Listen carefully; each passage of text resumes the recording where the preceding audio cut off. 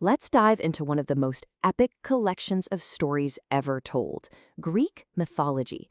We're talking gods, heroes, monsters. These are the tales that pretty much built the foundation of Western civilization. Yeah, that line really sets the stage, doesn't it? This is where it all kicks off. Way back, before anything was really written down, people were trying to make sense of the world.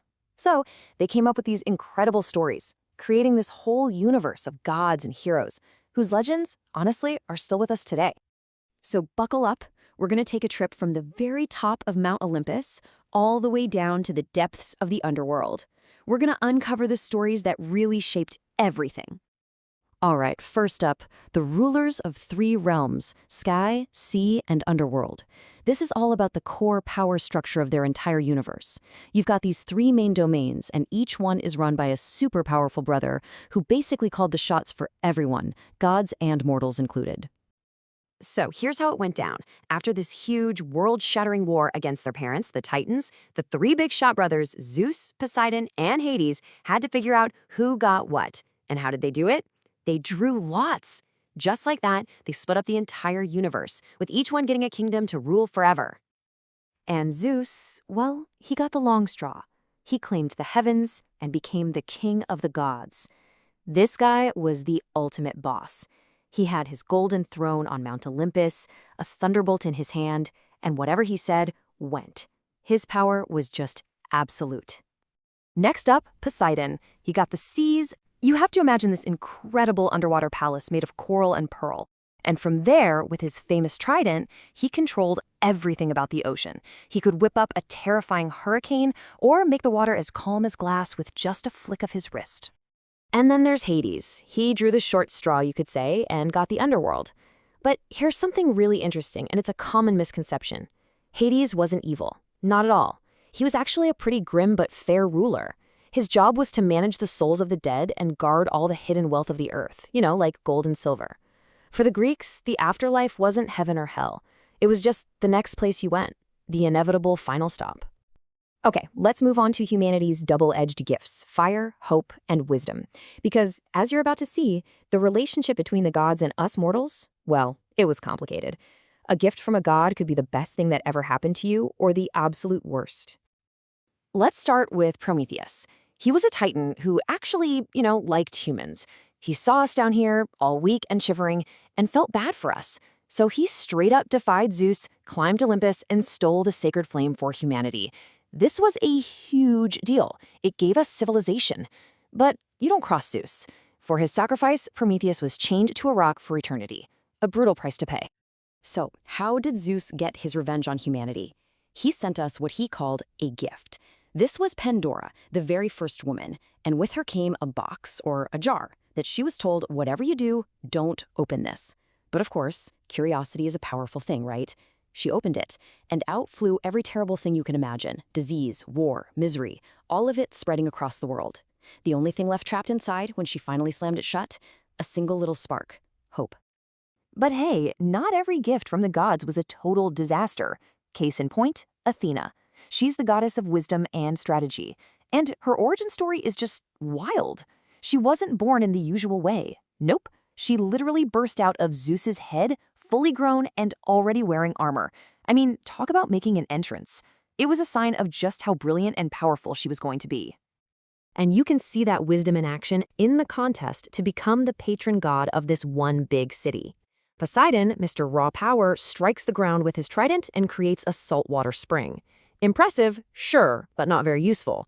Athena, on the other hand, gives them the olive tree. Think about it. Food, oil, wood, it was a gift that represented peace and prosperity. A no-brainer, right? She won, and that's why the city is called Athens. Now, for some of my favorite stories, the trials of mortals and heroes. This is where we get into love, loss, and impossible tasks. We're talking about the humans who had to navigate this crazy world of gods and monsters. Their stories really push the limits of what it means to be a hero and what it means to be human. And you can't talk about heroes without talking about the big guy, Heracles, or Hercules as you might know him. This man was a legend. But after a terrible tragedy, he was forced to atone for his actions by completing 12, impossible is pretty much the only word for them, 12 impossible labors. And when we say impossible, we mean it. These weren't just tough chores. He had to do things like kill the Nemean lion, a beast with skin so tough that no weapon could cut it. And get this, he also had to go down to the Underworld and bring back Cerberus, Hades' three-headed guard dog. I mean, who does that? But brute force wasn't the only way to be a hero. Take Orpheus. He was the most incredible musician who ever lived. When his wife, Eurydice, died, he was so heartbroken, so completely devastated, that he decided to do the unthinkable.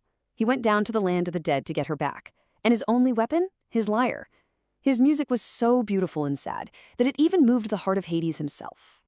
So Hades makes a deal. You can have her back, he says, but on one condition. You have to walk out of here and not look back at her, not once, not until you're both in the sunlight. Can you imagine the pressure? He walks, he gets so close, they're right at the edge of the living world, and in that last second, he's filled with doubt. He just has to see if she's there. He turns around, and just like that, he loses her forever. She's dragged back into the shadows. It's absolutely heartbreaking.